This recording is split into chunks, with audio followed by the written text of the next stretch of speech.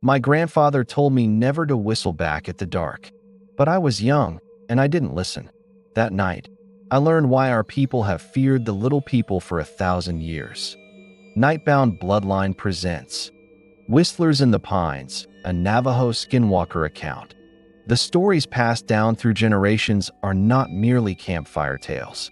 They are warnings, etched into the collective memory of a people who have lived in harmony, and sometimes in conflict, with the unseen world. What you are about to hear is a modern testimony, a chilling echo of an ancient fear. The witness, who we will call Kai, is of Navajo heritage. He carries the weight of his people's knowledge, a weight that made his encounter all the more terrifying. He knows the legends are real. He just never thought he would become part of one. My name is Kai. I'm 24.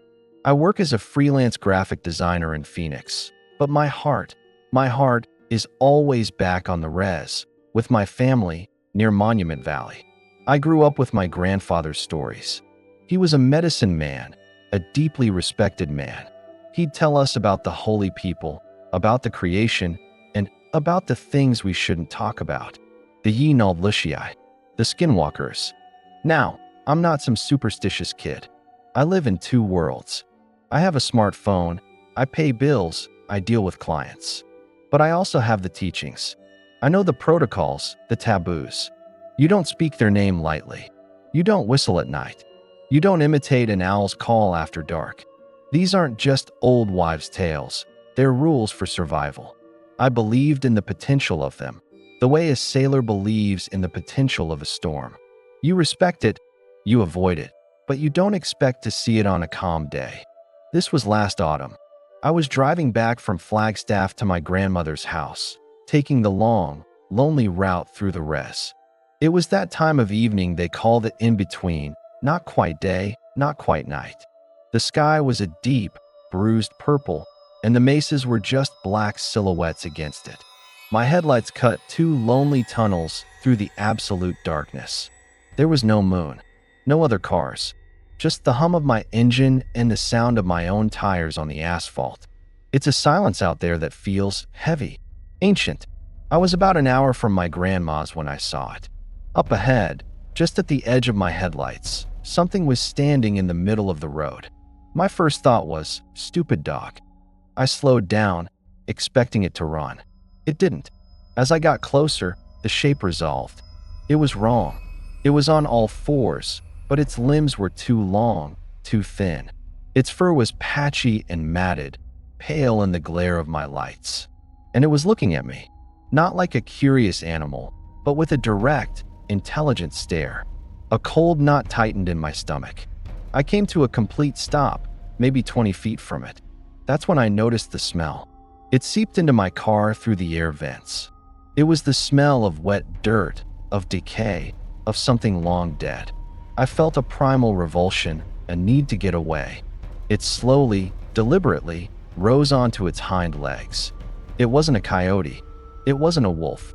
It stood like a man, but its posture was hunched, its spine curved in a way that was utterly unnatural. It must have been 7 feet tall. The head was elongated, like a wolf's, but the eyes. Grandfather always said their eyes were yellow and held a human cunning. These were. They glowed with a sickly, phosphorescent light, reflecting my headlights back at me with a malicious intelligence.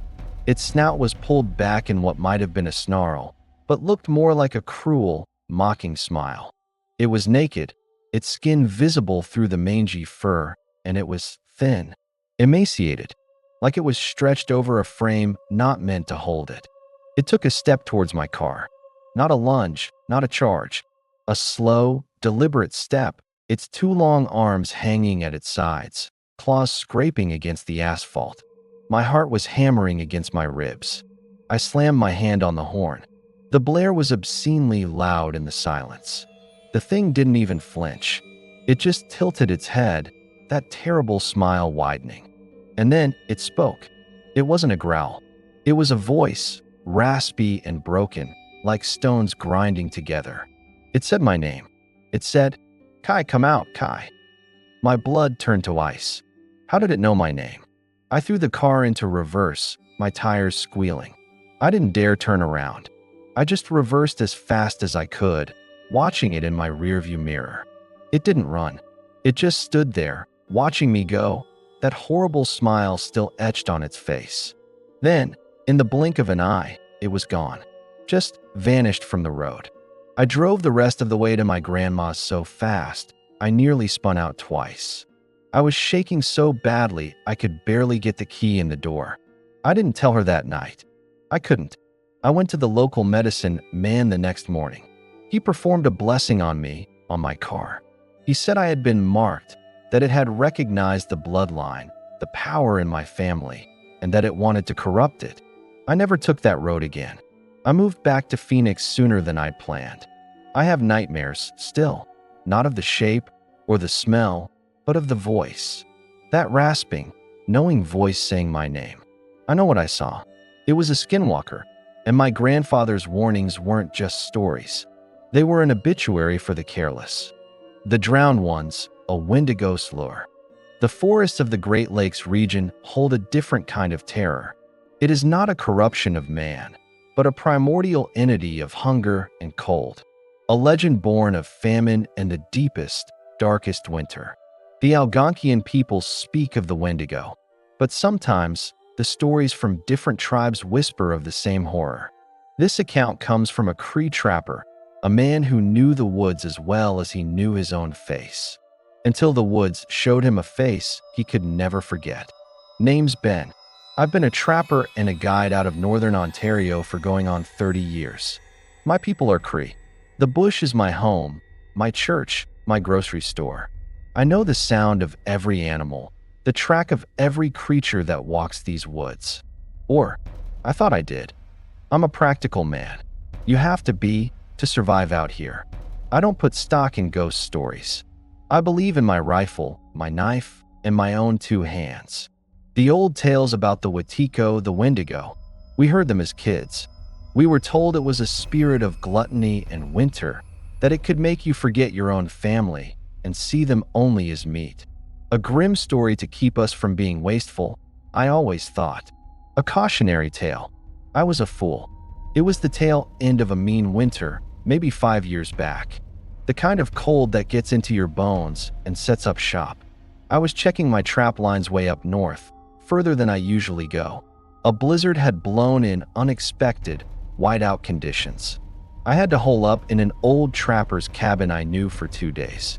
When the storm finally passed, the world was different, silent.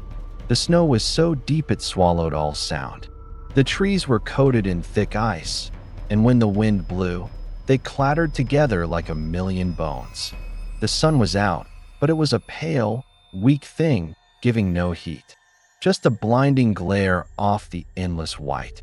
I was making my way back towards my truck, a full day's trek. That's when I started to feel it.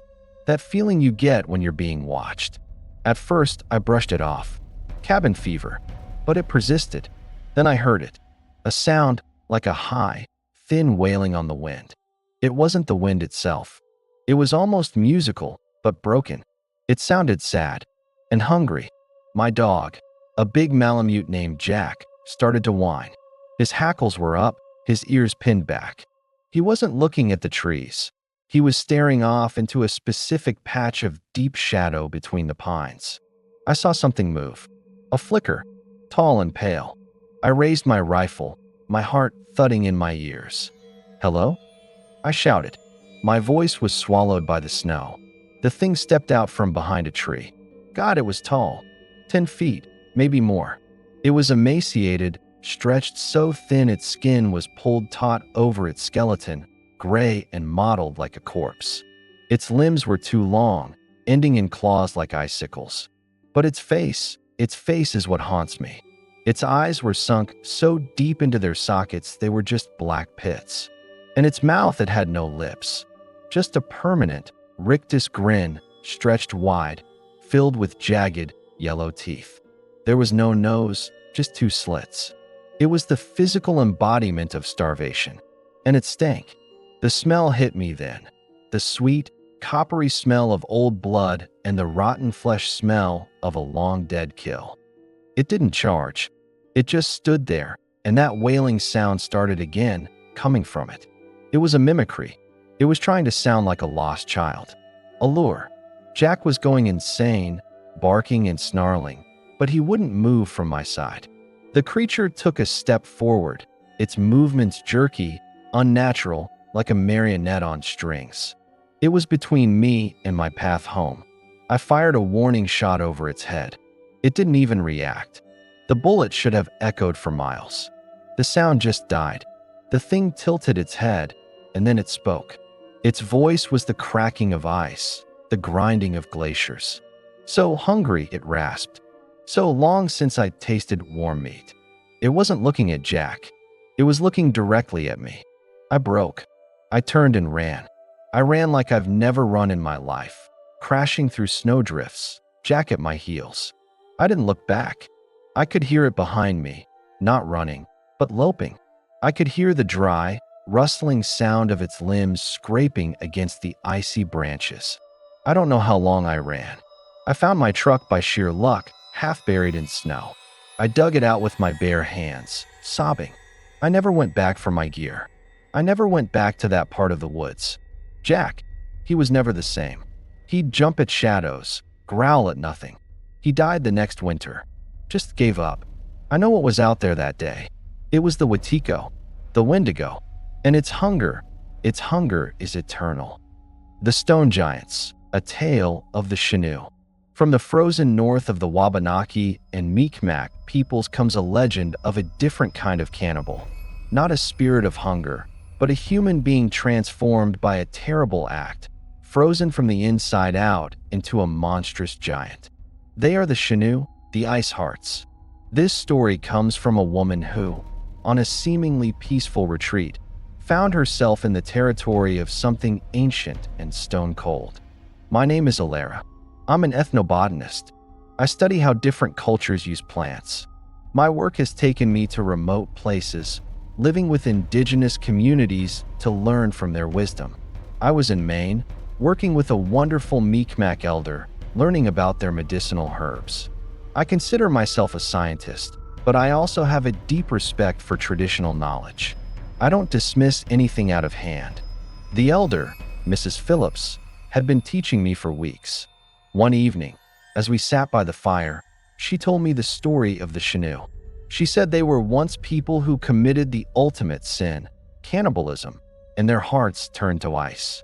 They grew to gigantic size, roamed the northern woods, and craved human flesh. She said you could hear their hearts beating, a sound like two rocks grinding together. I listened respectfully, of course. In my mind, I filed it away as a powerful metaphor for the coldness that consumes a person who commits a horrific act. A metaphor. I didn't believe a literal, physical Chenoo was out there. Not until I heard the sound for myself. I was staying in a small cabin a few miles from the main village, near a large, secluded lake. I loved the solitude. It was late autumn, and a hard frost had come early. The world was silent and glittering. The moon was full, casting a brilliant, blue-white light over the frozen landscape. It was so bright I could see everything clearly.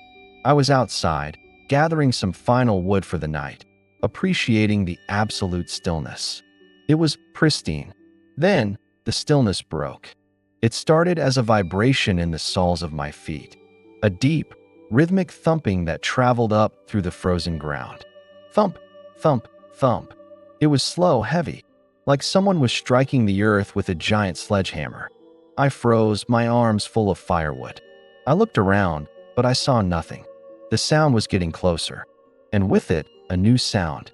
A dry, grating crunch. Crunch, thump, crunch, thump. It was the sound of someone, or something, walking on the frozen crust of the snow, but with immense weight. My scientific mind raced. A moose? A bear? But no, this was different. This was bipedal, and it was big, too big.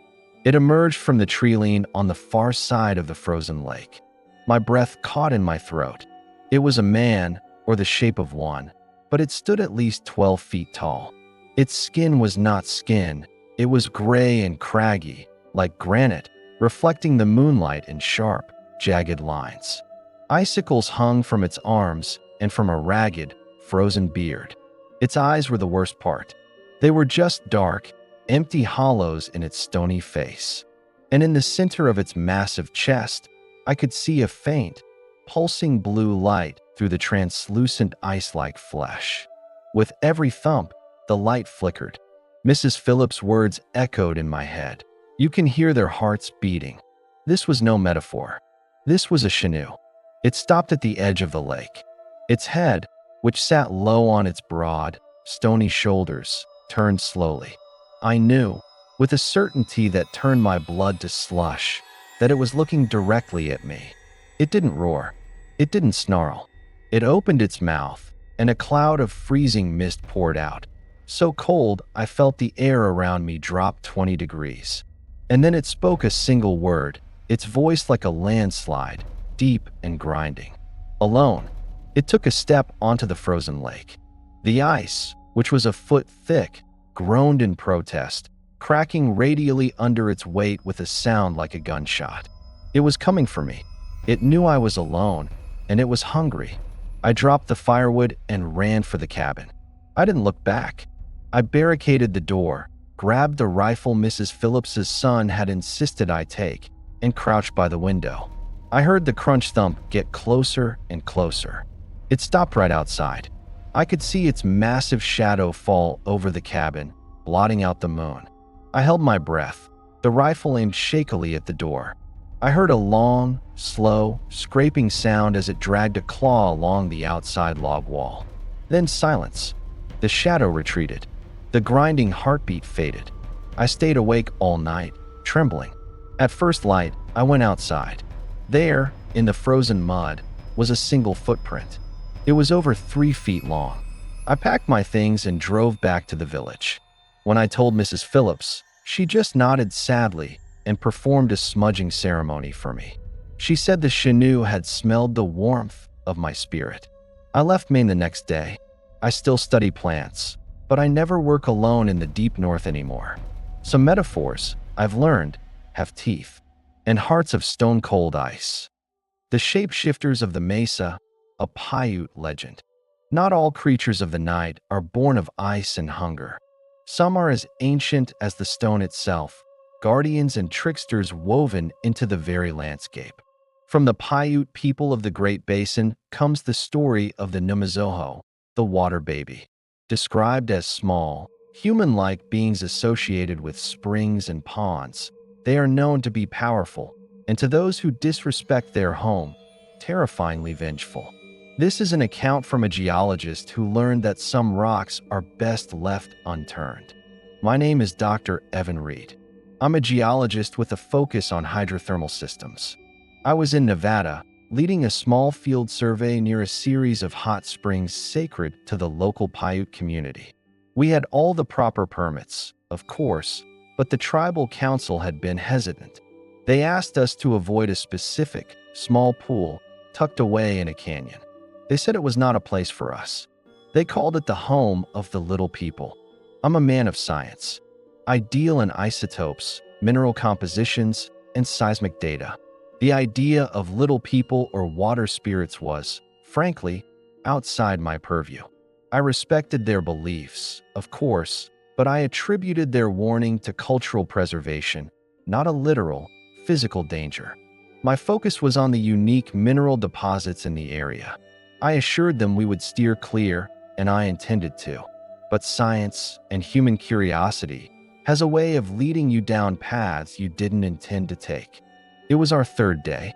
One of my graduate students, Alex, had been taking samples from a spring less than 100 yards from the forbidden one.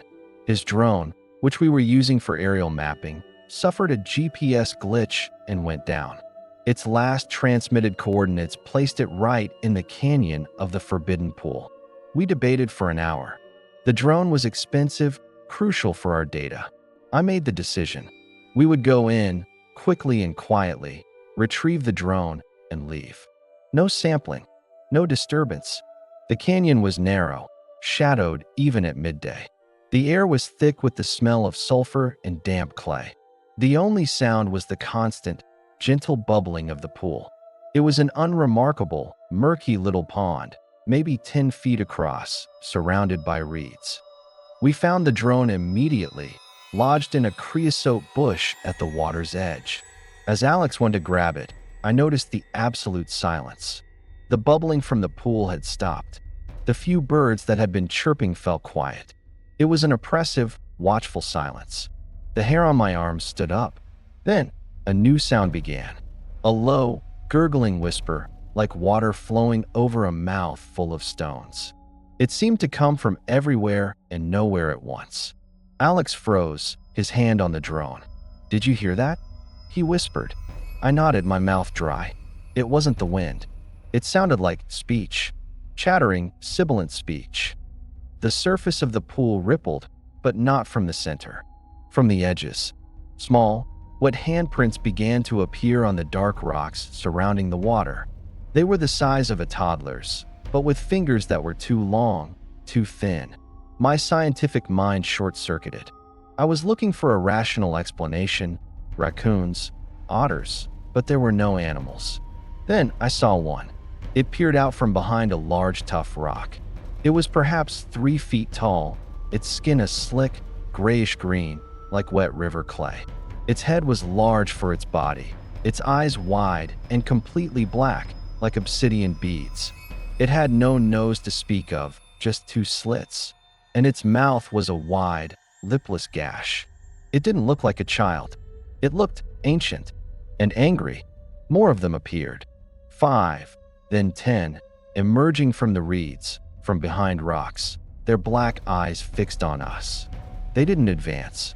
They just watched, and the gurgling, chattering whispers grew louder, more intense. One of them, slightly larger than the rest, pointed a long, claw-tipped finger at the drone in Alex's hand. The message was clear. We were thieves. We had taken something from their place. The air grew cold, a shocking contrast to the geothermal heat of the area. Alex dropped the drone as if it had burned him. The moment it hit the ground, the whispering stopped. The largest one tilted its head, and then it smiled. It was a horrifying expression, full of tiny, needle-like teeth. It raised its hand and made a sharp, flicking gesture towards the canyon entrance. A dismissal, a command. We didn't need to be told twice. We backed away, never turning our backs on them, until we were out of the canyon. Then we ran. We packed our entire camp in under 15 minutes and drove out of there. We reported a hazardous gas leak to the authorities to explain our abrupt departure. I filed a false report. What else could I do? Tell the truth? I lost my credibility that day, but I kept my life. I never went back to that area. I sometimes wake up in the middle of the night, hearing the gurgle of my own bathroom sink, and I freeze, terrified. I was wrong. The Paiute weren't protecting a belief. They were protecting us. From the Navajo, from the things that live in the water and in the old, dark places of the earth. The Thunder Beings, a Lakota encounter. And finally, we come to a power not of the earth, but of the sky itself. To the Lakota and other Plains tribes, the thunder is not merely a weather phenomenon. It is the sound of the Wakinyan, the Thunder Beings, sacred and mighty spirits of the storm. They are creators and destroyers, bringers of life-giving rain and purifying lightning. To see one is a profound, terrifying, and often transformative event. This account comes from a man who, during a desperate time, saw the storm not as a force of nature, but as a living, conscious thing. My name is Daniel. I'm a Lakota, born and raised on the Pine Ridge Reservation in South Dakota. I've been a ranch hand most of my life. I know this land, its moods, its secrets. A few years back, we were in a bad way. A drought had gripped the land for months. The earth was cracked, the grass was brown and brittle, and the spirits of the people were low. We were praying for rain. I was raised with the old stories. My grandfather taught me about the Thunder Beings, that they are the cleaners, the sacred powers of the West. I believed, but it was a cultural belief, a part of my heritage. I never expected to witness their power directly. I thought the stories of their physical form, great, Bird-like creatures with wings of cloud and eyes of lightning were symbolic. I was a man praying for a weather pattern to change, not for a deity to descend. The day it happened, the heat was oppressive. The air was so still and heavy it was hard to breathe. In the west, clouds began to build. Not the gentle, white clouds of a fair day, but massive, anvil-shaped thunderheads, bruised purple and green. They roiled and boiled, climbing miles into the atmosphere. You could feel the charge in the air. The static made the hair on your arms stand up. There was a tension in the world, a sense of something immense gathering its strength. I was out on the open range, trying to check on a weakened herd, hoping to God the storm would break. The wind hit first, a sudden, violent gust that whipped dust and dirt into a frenzy. The temperature plummeted. Then the lightning started. Not just forks from cloud to ground, but continuous, spider-webbing flashes within the cloud itself, illuminating its colossal structure from the inside. It was like watching the veins of a giant light up. And the thunder, it wasn't a distant rumble. It was a continuous, deafening roar that shook the ground beneath my feet. I felt it in my teeth. This wasn't a normal storm. This was something alive, something angry. I took shelter in a shallow gully, my horse trembling violently beside me. I looked up into the heart of the storm, and I saw it, a shape within the cloud, a vast, impossible silhouette outlined by the constant flashes of lightning. It had wings, not of feather and bone, but of rolling cloud and pure energy, stretching from one horizon to the other. And in the center of that form, where a head would be, two immense orbs of pure, white-hot lightning pulsed with a terrifying intelligence. It was a bird, an eagle of storm and fury. The Wikinyan. It was not a symbol. It was a being. Its gaze seemed to sweep across the land, and where its lightning eyes fell, the ground erupted in fire and light. I felt a primal terror, a fear so deep it was beyond thought. This wasn't a creature I could run from or hide from. Its domain was the sky. A bolt of lightning struck the ground not 100 yards from me. The concussion of sound and force knocked the breath from my lungs and left my ears ringing. The air smelled of ozone and burnt earth. I didn't feel like I was being hunted. I felt like I was being judged. The storm, the being, was cleansing the land, and I was an insignificant witness to its sacred, violent work. I closed my eyes, offering a prayer not for the rain to stop, but for the strength to endure its passing. I don't know how long it lasted. An hour? A lifetime? When the rain finally came, it was a torrential, biblical downpour. I sat in that gully, soaked to the bone, watching the dry earth drink the water, feeling the power of the storm slowly recede. The thunder faded to a grumble, the lightning ceased. When I dared to look up, the sky was just a sky, the clouds just clouds. I rode back to the ranch in a daze. The drought was broken, the land was saved, but I was changed. I had seen the face of the sacred, and it was not gentle. It was raw, elemental power. I no longer just believe in the thunder beings. I know they are real, and I know my place in this world is to respect them, to fear them, and to be grateful for the life their fury brings. From the skinwalkers of the desert to the thunder beings of the plains, these are not mere stories. They are the echoes of a deep and abiding relationship with a world that is still wild, still mysterious, and still very much alive with powers beyond our understanding. They remind us that long before our cities and our science, humanity lived with a visceral awareness of the unseen, an awareness that the dark woods, the silent lake, and the raging storm are not empty places, but occupied territories. What legends linger in the land where you live? What stories did your ancestors tell in hushed tones around the fire? Share your own encounters, your own family's tales of the unknown in the comments below. If you found yourself captivated by the shadows we've explored tonight, please give this video a like, subscribe to Nightbound Bloodline, and turn on notifications. This has been Nightbound Bloodline. Thank you for listening. Until next time, sleep with one eye open.